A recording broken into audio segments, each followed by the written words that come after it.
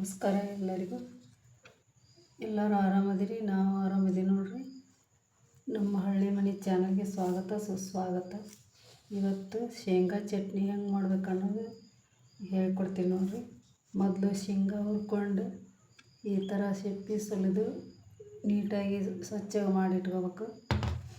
ನಂತರ ಇವು 10 ಗ್ರಾಮು ಮೆಣಸಿನ್ಕಾಯಿ ನೋಡ್ರಿ, ಒಣ ಮೆಣಸಿನ್ಕಾಯಿ ಇನ್ನೂ ಸ್ವಲ್ಪ ಹುರಿದಿಟ್ಕೊಂಡಿವಿ. ನಂತರ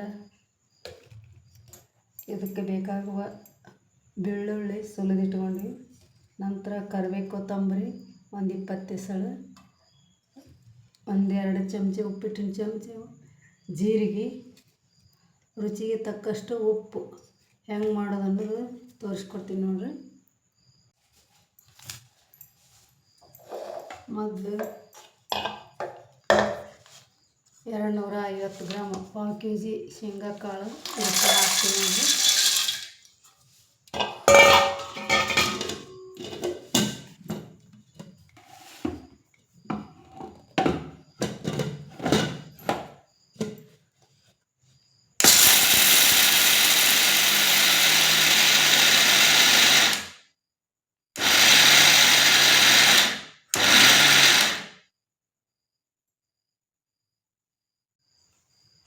ಮೆಣಸಿನ್ಕಾಯಿ ಹಾಕ್ತೀನಿ ನೋಡ್ರಿ.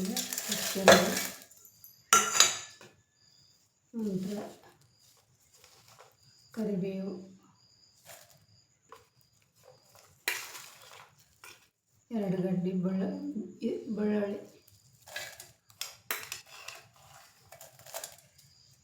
2 ಚಮಚ ಜೀರಿಗೆ,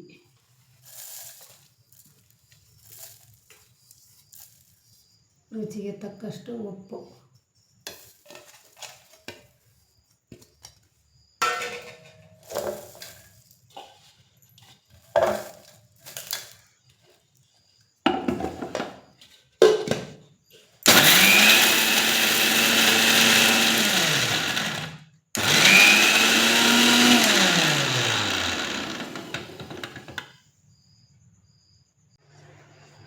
ನೋಡ್ರಿ, ಈ ಥರ ಬಂದಿದೆ ನಮ್ಮ ಉತ್ತರ ಕರ್ನಾಟಕದ ಶೇಂಗಾ ಚಟ್ನಿ. ಇದು ಚಪಾತಿಗೆ, ರೊಟ್ಟಿ ಒಳಗೆ, ಸಜ್ಜೆ ರೊಟ್ಟಿ ಒಳಗೆ, ಅನ್ನಕ್ಕೆ, ಉಪ್ಪಿಟ್ಟಿಗೆ ಎಲ್ಲದ್ರಾಗೂ ಹಾಕ್ಕೊಂಡು ತಿನ್ಬೋದು. ತುಂಬ ರುಚಿಕರವಾದ ಶೇಂಗಾ ಚಟ್ನಿ ಈ ಥರ ಬಂದೈತೆ ನೋಡ್ರಿ. ನೀವು ಒಂದು ಸಲ ಟ್ರೈ ಮಾಡಿರಿ. ಧನ್ಯವಾದಗಳು. ವಿಡಿಯೋಕ್ಕೆ ಒಂದು ಲೈಕ್ ಕೊಡಿರಿ, ಶೇರ್ ಮಾಡಿರಿ, ಸಬ್ಸ್ಕ್ರೈಬ್ ಮಾಡಿರಿ.